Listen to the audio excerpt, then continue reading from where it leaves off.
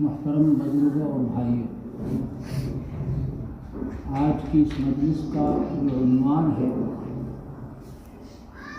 وہ بہت ہی انوکھا اور قیمتی ہے۔ اس کی اہمیت ہمارے علاقے میں زیادہ نہیں جانی پہچانی جاتی۔ حقیقت یہ ہے کہ ایسی محفلیں گاؤں گاؤں ہونی چاہیے۔ ہر مسلمان کو اپنے نفس کی اصلاح کرنا لازم اور ضروری ہے۔ قرآن حکیم میں اللہ رب العزت ارشاد فرماتے ہیں لا تکلف الا نفسک وحرض المؤمنین۔ نبی اکرم صلی اللہ علیہ وسلم سے خطاب فرمایا اللہ رب العزت نے کہ تم منوانے کے مکلف نہیں ہو، تم مکلف اپنی ذات کے ہو، دوسروں تک پیغام پہنچانا آپ کی ذمہ داری ہے۔ حضور اکرم صلی اللہ علیہ وسلم کے چچا ابو طالب، جنہوں نے آپ کے ساتھ پوری زندگی بہت ہی ہمدردی اور احسان کا سلوک کیا تھا، اور وہ بہت بڑی آڑ تھے، شر پسندوں کی ایذا رسانیوں سے رکاوٹ تھے۔ ان کا جب انتقال ہو گیا تو آپ صلی اللہ علیہ وسلم کو دو طرح سے بہت افسوس اور رنج ہوا۔ ایک تو یہ کہ میرے چچا وہ کلمے پر نہیں جائے۔ عین وقت پر اللہ کے رسول صلی اللہ علیہ وسلم نے چچا جان کے کان میں کہا میرے چچا جان آپ ایک مرتبہ کلمہ کہہ دو اپنی زبان سے، میں آگے خود دیکھ لوں گا۔ ایک مرتبہ آپ زبان سے کلمہ توحید کہہ دیجئے، آگے تو میں آپ دیکھ لوں گا۔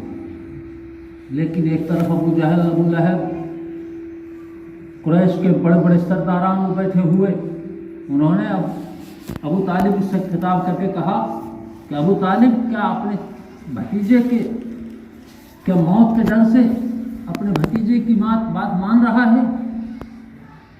تو آخری جو جملے ابو طالب کی زبان سے نکلے وہ یہ کہ اب تو میں اپنے باپ دادا کے دین پر ہی جا رہا ہوں۔ حضور اکرم صلی اللہ علیہ وسلم کو زیادہ صدمہ اس کا تھا۔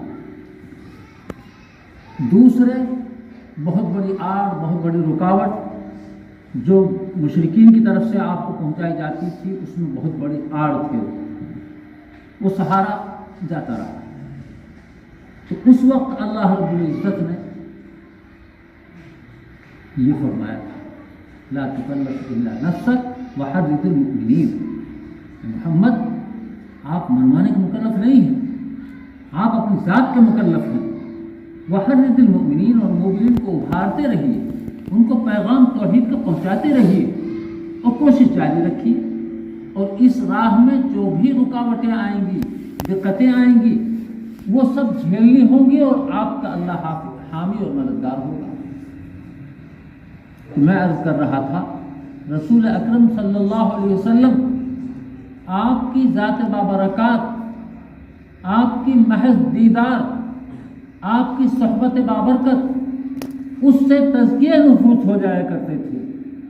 جو ایمان کی حالت میں آپ کے پاس تھوڑے وقت کے لیے بھی بیٹھ گیا، اس کا دل تو پاک اور صاف ہو گیا، ہمیشہ کے لیے وہ بالکل صاف ستھرا پڑ گیا۔ اسی لیے آپ کے اصحاب، آپ کے پاس بیٹھنے والوں کو صحابہ کرام کہا گیا، اور الصحابۃ کلھم عدو بأیہم اقتدیتم اہتدیتم۔ آپ صلی اللہ علیہ وسلم نے خود ان کے عادل ہونے کی گواہی دے دی۔ تمام کے تمام عادل ہیں، جس کی بھی اقتدا کر لو گے تم کامیاب اور راہیاب ہو جاؤ۔ اصحابی کا نجوم فرمایا ایک جگہ۔ اور پھر اللہ رب العزت نے ان کی شان میں رضی اللہ عنہم ورضوا عنہ فرمایا، اللہ ان سے راضی ہو گیا اور وہ اللہ سے راضی ہو گیا۔ تو اس وقت تو نبی اکرم صلی اللہ علیہ وسلم کی ذات بابرکات موجود تھی، محض آپ کی ایک نظر، محض آپ کے پاس تھوڑی دیر بیٹھنا، اس سے قلوب کا تزکیہ ہو جایا کرتا تھا۔ مگر آگے جیسے جیسے آپ صلی اللہ علیہ وسلم کا زمانہ بعید ہوتا چلا گیا، قلوب میں قساوتیں بڑھتی چلی گئی، اور یہ تزکیہ باطن جو کرایا جاتا ہے اللہ اللہ کی لائن سے، یہ حضور اکرم صلی اللہ علیہ وسلم سے اس کی کڑی سے کڑی ملی ہوئی ہے اور آپ سے یہ سلسلہ چلا آ رہا ہے۔ ہمارے یہاں عام طور پر دین کو بہت محدود کر رکھا ہے کہ وہ صرف اور صرف دعوت و تبلیغ یہی ایک صرف دین کا کام ہے، حالانکہ تعلیم و تعلم، تزکیہ باطن، خدمت خلق، دعوت اللہ، یہ سارے کے سارے وہ مقاصد ہیں جن کے لیے میرا آقا مولا صلی اللہ علیہ وسلم کو بھیجا گیا ہے۔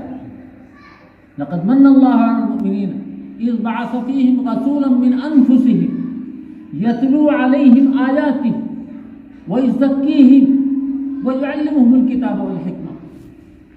کتاب و حکمت کی وہ تعلیم بھی دیتا ہے، تزکیہ باطن بھی کرتا ہے، قلوب کو پاک صاف شفاف کرنے کی کوشش کرتا ہے، اور دعوت اللہ کرتا ہے، خدمت خلق بھی کرتا ہے۔ تو آپ کے اخلاق، آپ کے عادات، آپ کے اطوار، ان سب کو ہمیں اپنانا چاہیے۔ سارے ہی دین کے شعبے ہیں، جہاں جس سے اللہ کام لے رہا ہے یہ اس کے کام لینے والے کی بات ہے۔ بھائی مزدور آپ نے 2 4 10 مزدور رکھ لیے اور جس کو جس کام پر لگا دیا آپ نے، آپ کو اختیار ہے۔ تو اللہ تعالیٰ نے ان سب کو کام میں لگا رکھا ہے۔ کچھ حضرات ہیں جو تزکیہ باطن اللہ اللہ کی لائن سے کرا رہے ہیں، جو نفوس کو پاکیزہ کرنے کی کوشش کر رہے ہیں، جو قلوب کے اندر سیاہی چھائی ہوئی ہے گناہوں کی نحوست سے، اس کو منور اور مرصع کرنے کی کوشش کر رہے ہیں، مزکہ بنانے کی کوشش کر رہے ہیں۔ اللہ نے فرماتا ہے قد افلح من تزکا، جس آدمی نے اپنا تزکیہ باطن کر لیا وہ کامیاب ہو گیا۔ اللہ فرما رہا، میں نہیں کہہ رہا۔ تو میرے بزرگوں، یہ سارے دینی کام ہیں، ان کو اوپرا نہیں سمجھنا چاہیے۔ آپ کو میں تھوڑا سا وہ پیچھے لے چلوں۔ ایک زمانہ وہ تھا جب اس ملک پر غیر ملک کی طاقت قابض تھی، انگریز کی حکومت تھی، اور اس کو وہ سب سے بڑا دشمن اسلام اور مسلمانوں کو سمجھتا تھا۔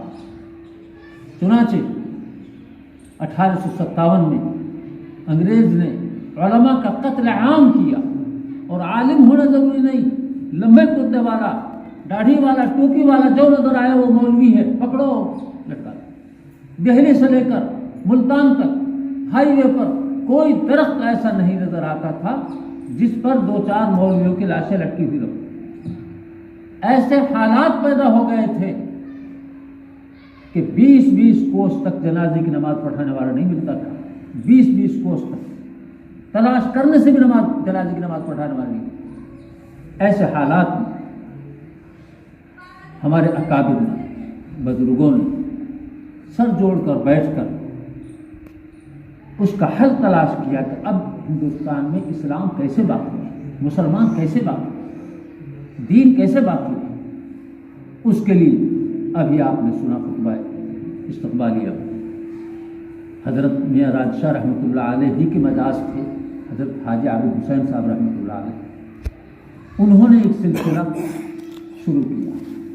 حضرت مولانا قاسم صاحب نانوتوی رحمۃ اللہ علیہ اس وقت میرٹھ میں تصحیح کتب کا کام کیا کرتے تھے۔ حاجی عابد حسین صاحب اصل بانی مبانی ہے دارالعلوم دیوبند کے، انہوں نے سلسلہ شروعات کی ہے، اور مولانا قاسم صاحب نانوتوی کو بلاوا بھیجا ہے کہ میں نے ایک مدرسہ قائم کیا ہے، آپ تشریف لائیے یہاں، اس میں کام کیجیے، سنبھالیے۔ حضرت مولانا قاسم صاحب نانوتوی رحمۃ اللہ علیہ نے پرچہ لکھا، اور ملا محمود کو جو وہاں درس و تدریس کا کام کرتے تھے یا اپنے تشریح کا کام کرتے تھے، ان کو بھیجا کہ میں تو نہیں آ سکتا اس وقت، ملا محمود کو بھیج رہا ہوں، وہ پڑھائے۔ ملا محمود نے پڑھانا شروع کیا ہے۔ محمود ہی پڑھانے والا ہے اور محمود ہی پڑھنے والا ہے، ایک ہی استاد ہے، ایک ہی طالب علم ہے۔ 1866 میں اس مکتب کی ابتدا ہوئی مسجد چھتہ میں انار کے پیڑ کے نیچے، اور پھر وہ پھیلتے پھیلتے کہاں تک پہنچا، اس انار کے پیڑ سے نیچے سے نکل کر کہاں کتنی بڑی بر اعظم ایشیا کی عظیم یونیورسٹی اسلامی بن رہی جو دارالعلوم دیوبند۔ سب سے پہلے جو طالب علم شیخ الہند مولانا محمود الحسن صاحب جو بن کر نکلے ہیں، وہ محمود آگے چل کر شیخ الہند بنے، آگے چل کر شیخ الحدیث دارالعلوم بنے۔ انہوں نے ہی جمعیت علماء ہند قائم کی، اور پھر ان کے جو شاگرد تیار ہوئے ان میں عظیم عظیم شخصیات علمی، جن میں علامہ انور شاہ کشمیری، جن کو چندہ پھرتا کتب خانہ کہا جاتا تھا، مفتی اعظم ہند مفتی کفایت اللہ صاحب رحمۃ اللہ علیہ، انہی کے شاگرد حضرت مولانا اشرف علی تھانوی رحمۃ اللہ علیہ، جنہوں نے ہزاروں کتابیں لکھی، وہ بھی شاگرد ہیں حضرت شیخ الہند مولانا محمود الحسن صاحب۔ حضرت مولانا شاہ محمد الیاس صاحب رحمۃ اللہ علیہ، جو بانی تبلیغ ہیں، جنہوں نے ایسا نسخہ امت کے لیے پیش کیا ہے جو آج پورے عالم میں پھیلا ہوا ہے چپے چپے پر، دعوت و تبلیغ کے نام سے۔ یہ بھی شاگرد ہیں اسی محمود کے جو سب سے پہلے طالب علم ہے۔ تو سب کی نکاسی کہاں سے ہو رہی؟ قطب الاقطاب حضرت مولانا شاہ عبد القادر صاحب رائے پور رحمۃ اللہ علیہ، وہ بھی شاگرد ہیں اسی محمود کے۔ علامہ انور شاہ کشمیری، مولانا شبیر احمد عثمانی، اور کتنے بڑے بڑے اجلہ علماء، بدر عالم میرٹھی، ایسی ایسی عظیم شخصیات پیدا کی ہیں جنہوں نے اپنے اپنے میدانوں میں دین کی، اسلام کی عظیم خدمات انجام دی۔ تو آج دارالعلوم سے نکل کر مدارس کا جال پھیلا، ہزاروں نہیں لاکھوں کی تعداد میں یہ مراکز قائم ہو گئے اسلام کے تحفظ کے۔ یہ اسلامی تحفظ کے مراکز ہیں مدارس اسلامی۔ تو کہاں سے نکلے بھائی؟ دارالعلوم۔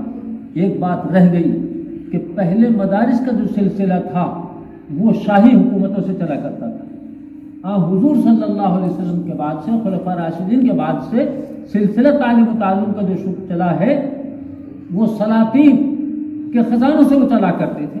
مراکز تھے قرطبہ میں اور بڑے اندلس میں، بہت بڑے بڑے مراکز تھے تعلیمی، لیکن وہ سارے کے سارے سمرقند، بخارا، وہ سب مدارس چلتے تھے سرکاری۔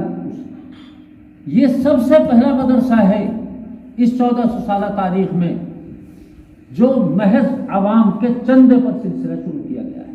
حاجی عابد حسین صاحب خود جھولی بنا کر کے پورے دن گشت کیا ہے پورے گاؤں میں، غالباً 198 روپے یا 92 روپے اتنے اکٹھے ہوئے اور اس سے سلسلہ آگے چلا۔ تو یہ اپنی نوعیت کا الگ ہی نظام، قوم کے بچوں سے قوم سے لاتے ہیں اور قوم کے بچوں کو پڑھاتے ہیں، تعلیم دیتے ہیں، ان کو اسلام سے روشناس کراتے ہیں۔ تو تعلیمی سلسلہ کہاں سے پھیلا؟ دارالعلوم دیوبند سے۔ خانقاہی لائی حضرت مولانا اشرف علی تھانوی کہاں سے بن کر نکلے ہیں؟ دارالعلوم دیوبند سے۔ ویسے تصوف و سلوک کا سلسلہ یہ حضرت حاجی امداد اللہ صاحب مہاجر مکی رحمۃ اللہ علیہ پر جا کر سب سلسلے جمع ہو جاتے ہیں۔ حضرت مولانا قاسم صاحب نانوتوی کے پیر بھی وہی ہیں، حضرت مولانا رشید احمد گنگوہی کے شیخ بھی وہی ہیں، حضرت مولانا اشرف علی تھانوی رحمۃ اللہ علیہ کے شیخ بھی وہی ہیں۔ یہ سب حضرت حاجی صاحب کے خلفاء ہیں۔ حضرت مولانا حسین احمد مدنی رحمۃ اللہ علیہ، ان کی تربیت بھی حاجی صاحب نے مکہ معظمہ میں کی ہے، اور مولانا رشید احمد گنگوہی سے اجازت کے خلاف تھا۔ تو یہ سلسلہ شروع سے چلا۔ تو خانقاہی سلسلے جو پھیلے، کتنا عظیم کام اللہ نے دین کا لیا۔ بھائی دین کا کام ہے نہیں، تعلیم و تعلم کا کام دین کا کام ہے۔ حضرت مولانا شاہ محمد الیاس صاحب رحمۃ اللہ علیہ، انہوں نے دعوت اللہ کا سلسلہ ایک شروع کیا۔ اصل اس کا کی منزل تو تھی کہ غیروں کے پاس اسلام کا پیغام لے کے جائیں گے، لیکن ہم پہلے خود تو مسلمان بن جائیں، اس لیے ابتدا یہاں سے کی گئی۔ مگر بدقسمتی سے ہم ابتدا ہی میں الجھے ہوئے، والی بات آسان۔ آگے جو منزل تھی ہماری کہ اس اللہ کے پیغام کو، توحید کے پیغام کو، ایمان کے پیغام کو غیروں تک ہمیں پہنچانا ہے، گھر گھر، وہاں تک پہنچنے سے پہلے ہی ہم آپس میں ہی یہی الجھم پلجھم ہیں اور اصلاحی کوششیں برابر جاری ہیں۔ لیکن بدقسمتی سے جتنا کام ہو رہا ہے، جتنے علماء کوشش کر رہے ہیں، جتنے ارباب تبلیغ کوشش کر رہے ہیں، الٹی ہی الٹی گنگا بہ رہی ہے۔ اللہ رحم فرمائے۔ دین نام ہم نے صرف عبادات کا رکھ لیا ہے، معاملات سے کوئی تعلق نہیں، معاشرے سے کوئی تعلق نہیں۔ حالانکہ میرے آقا و مولا صلی اللہ علیہ وسلم نے عملی طور پر آپ کو دین جو دیا ہے وہ معاملات کی لائن سے بھی معاشرت کی لائن سے بھی، خدمت خلق کی لائن سے بھی. ارے بھائی ایک بڑھیا ایک گٹھڑی لے بیٹھی، اللہ کے رسول صلی اللہ علیہ وسلم کا گزر ہوا مکہ معظمہ، آپ گزرے جا رہے ہیں، دنیا بہت سی نکلی چلی جا رہی، وہ بڑھیا بیچاری بیٹھی ہے کہ میری گٹھڑی کو لے والے میرے گھر تک پہنچا دے، کوئی سامان لیا ہوگا بازار سے، وہ بیچاری اٹھا نہیں پا رہی، سب نکلتے چلے جا رہے. آپ صلی اللہ علیہ وسلم تشریف لائے تو دیکھا آپ نے کہ یہ بیچاری بڑھیا بیٹھی ہے انتظار میں، کوئی اس کا سہارا دے دے. تو اماں کہیں سامان پہنچانا ہے، بیٹا میرے گھر پہنچوا دو، بہت مہربانی ہوگی. آپ نے آئیے میرے پیچھے پیچھے، اٹھایا سامان، اس کے پیچھے پیچھے چل دی. گھر پہنچ کر اس نے بیٹھ کر کے سانس لیا اور پھر یہ کہا کہ میں تو سمجھ رہی تھی کہ مکے میں سے ابھی انسانیت ختم ہی ہو گئی ہے، لیکن تمہیں دیکھ کر کے مجھے تسلی ہو رہی ہے کہ ہاں ابھی انسانیت باقی ہے. بیٹا تم مجھے بڑے اچھے معلوم ہوتے ہو، بڑے بھولے آدمی معلوم ہوتے ہو، ایک نصیحت کرتی ہوں میں تمہیں، میری تھوڑی سی نصیحت سنتے جاؤ. کہو میں کیونکہ ایک محمد نکلا ہے، اس نے ہمارے معبودین کو برا بھلا کہتا ہے اور ایک خدا کی طرف بلاتا ہے، بھائی اس کے جادو سے بچتے ہیں، اس سے ذرا بچ کر رہی. بڑھیا نصیحت کر رہی ہے، اس محمد سے بچتی رہی ہو، اس کا جادو جو ہے وہ بہت خطرناک ہے. حضور صلی اللہ علیہ وسلم نے فرمایا اماں میں ہی ہوں محمد ہوں. ہے قربان کا. بڑھیا قدموں میں پڑ گئی اور فوراً اسی وقت آپ پر کلمہ توحید پڑھ کر کے دائرہ اسلام میں داخل ہوئی. کیا چیز ہے یہ خدمت خلق؟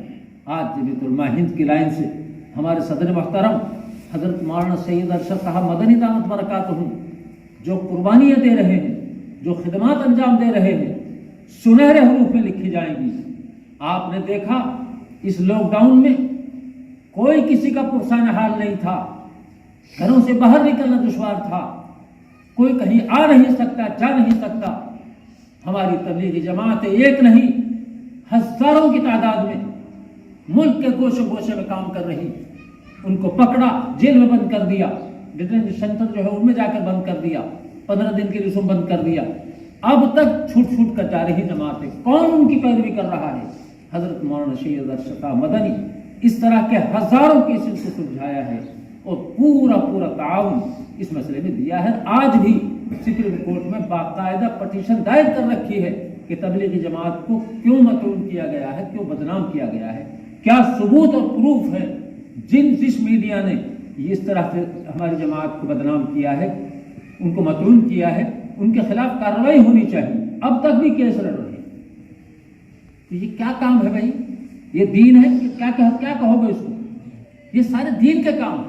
تو تزکیہ باطن یہ بھی دین کا کام، خدمت خلق یہ بھی دین کا کام، تعلیم و تعلم یہ بھی دین کا کام، دعوت اللہ تبلیغ میں کام کرنا یہ بھی دین کا کام. اور جتنے امور ہیں بہت سے دینی نام سے کام کیے جا رہے ہیں، سب دینی کام ہیں جہاں جس سے اللہ کام لے رہا ہے، کوئی کسی سے تضاد نہیں ہے. اگر کوئی ایک آدمی تزکیہ باطن والا یہ سمجھے کہ اصل کام تو دین کا یہ ہے جو میں کر رہا ہوں، باقی سب تو ویسی زندگی برباد کر رہے ہیں، یہ بہت بڑا کھوٹ ہے میرا اگر میں یہ سوچتا ہوں. تبلیغ والا یہ کہے کہ مدرسے والا تو ویسی روٹی توڑ رہے ہیں، یہ بہت بڑی بھول ہے. ایسے مدرسے والا کہنے لگے کہ ویسی ڈرائیں بستر نے اٹھائی، غلط بات ہے. سارے اپنے کام ہیں، سارے دین کا کام ہے اور سارے مجموعی سارے اسلام کے کام ہیں. اس لیے ہم کو اپنے اندر وسعت نظری پیدا کرنی چاہیے اور اپنے تزکیہ باطن کی فکر کرنی چاہیے. یہ چند روزہ زندگی ہے، کتنے دن جینا ہے. اب تک کی زندگی گناہوں میں، برائیوں میں، فواحش میں، منکرات میں، ان سے بھری پڑی ہے. خدا نخواستہ اچانک بلاوا آ گیا اور ایسے کیسے پکڑ لیے گئے تو لینے کے لیے پڑ جائے، بڑا مشکل مسئلہ ہو. اس لیے اول فرصت میں ہم کو توبہ کرنی چاہیے. التائب من الذنب کمن لا ذنب لہ، گناہ سے توبہ کرنے والا ایسا ہے جیسے گناہ کیا ہی نہیں. اور پھر کبھی دوبارہ غلطی ہو جاوے پھر توبہ کر. توبہ کا دروازہ کھلا ہوا ہے. اللہ رب العزت اگر کوئی نیک آدمی پکارتا ہے یا ربی تو اللہ میں فرماتے ہیں لبیک یا عبدی، میں حاضر ہوں میرے بندے، کہیں کیا کہنا ہے. اور اگر کوئی گنہگار بندہ फासिक फाजिर बंदा जिसकी सारी जिंदगी गुनाहों में गुजर गई, वो अपने रब को पुकारता है या रब्बी, तो अल्लाह रब्बुल इज्जत 3 मरतबा फरमाते हैं लब्बैक या अब्दी, लब्बैक या अब्दी, लब्बैक या अब्दी, मेरे बंदे मैं हाजिर हूँ। कहिए क्या कहना चाहते हैं। अल्लाह को बेइंतहा मसरत होती है, मेरे बंदे ने मुझे याद तो किया, मेरा नाम तो लिया, मेरी तरफ मुतवज्जह तो हुआ, मुझे कुछ समझा और माना, तो अल्लाह को बड़ी खुशी होती। तो अगर कोई आदमी सुबह से शाम तक 100 मरतबा गुनाह करे और 100 ही मरतबा तौबा कर ले, तो अल्लाह ताला फिर भी सुनते हैं, कबूल फरमाते हैं। उजीब दावत दाई इज़ा दआन, अल्लाह ने खुद फरमाते हैं मैं दुआ करने वाले की दुआ को सुनता हूँ, कबूल करता हूँ। दुआ करनी चाहिए और गिड़गिड़ा कर करनी चाहिए, 2 आंसू बहाकर करनी चाहिए। आज हम अपने मसाइल का हल तलाश करते हैं, असबाब में, बिजनेस में, दुकान में, खेती में और कारोबार में सुकून तलाश कर रहे, मगर मेरे बुजुर्गों जितना आगे बढ़ता जाएगा बेइत्मीनानी बढ़ती जाएगी। किसी का छोटी दुकान है तो छोटा सा काम है, उसी में मस्त मीठी नींद सोता है, और कारोबार बढ़ गया, लाखों का बिजनेस हो गया, तो रात में हिसाब लगाते लगाते नींद ना हो जल्दी से, और धैर्य फिक्र है, धैर्य हूँ जानो। जितने ज्यादा कारोबार को फैलाया जाएगा बेइत्मीनानी बढ़ती चली जाएगी। जो करोड़पति लोग हैं वो नींद की गोलियां खा के सोते हैं, उनको नींद नहीं आती। कुरान करीम में अल्लाह रब्बुल इज्जत ने हमको इरशाद फरमा दिया, अला बिज़िक्रिल्लाह तत्मइन्नुल क़ुलूब। इत्मीनान क़ल्ब अगर हासिल होगा तो अल्लाह की याद में होगा, अल्लाह के जिक्र में होगा। और हर चीज़ की तहदीद है, नमाज की भी औकात मुतय्यन है, रोज़ों के भी वक्त मुतय्यन है, और दूसरे कामों के वक्त मुतय्यन है, और उनकी मिक़दार भी है। और जिक्र के बारे में फरमाया फ़ज़्कुर रब्बका कसीरा, अपने रब को कसरत से याद करो, बेशुमार याद करो, अनगिनत याद करो, उसको हम लोग याद करो। मोमिनीन की सिफत बताई गई, अल्लज़ीना यज़कुरूनल्लाह क़ियामन व क़ुऊदन व अला जुनूबिहिम, वो अल्लाह को याद करते हैं खड़े होने की हालत में भी, बैठे होने की हालत में भी, लेटे होने की हालत में भी, करवटों पर भी, हर हाल में अल्लाह को याद करते। मेरे बुजुर्गों, ये महफिल बहुत कीमती महफिल है।